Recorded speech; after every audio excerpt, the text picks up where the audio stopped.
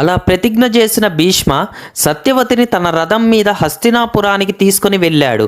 అది చూసి ఆనందంతో శాంతను మహారాజు భీష్ముడిని అక్కున చేర్చుకొని ఏమి కావాలో కోరుకోమన్నాడు. భీష్ముడు తన సంతోషం కన్నా ఏమీ అవసరం లేదని చెప్తాడు. కానీ భీష్ముడు చేసిన ప్రతిజ్ఞ తెలుసుకొని గుండె పగిలిన శాంతను మహారాజు భీష్ముడు చేసిన త్యాగానికి గుర్తుగా తనకి తాను కోరుకుంటే తప్ప చావు తన దరికి రాదు అని వరాన్ని ఇస్తాడు. ఆ తరువాత సత్యవతిని శాంతను మహారాజు అంగరంగ వైభవంగా వివాహం చేసుకున్నాడు.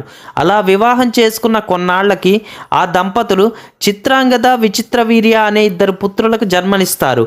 అతి తక్కువ కాలంలోనే భీష్ముడికి తోడుగా చిత్రాంగద రాజ్య సంరక్షణ మరియు రాజ్య విస్తరణలో పాలు పంచు. ఆ రాజ్య విస్తరణలో భాగంగా చిత్రాంగద తన చిన్న వయసులోనే ప్రాణాల్ని కోల్పోతాడు.